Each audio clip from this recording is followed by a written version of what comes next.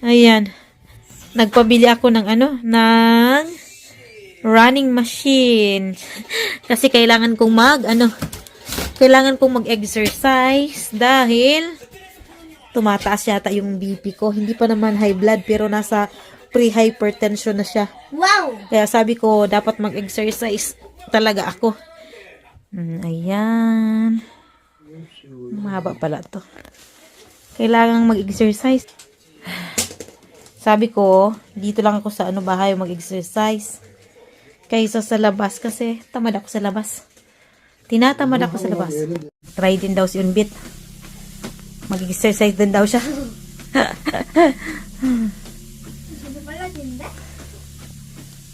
Ay, nakakapagod. Konting lang. Nakakapagod din. Tuba pala. Otso pala.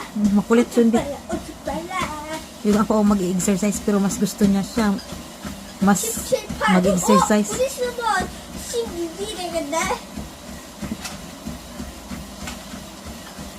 Oo. Sige!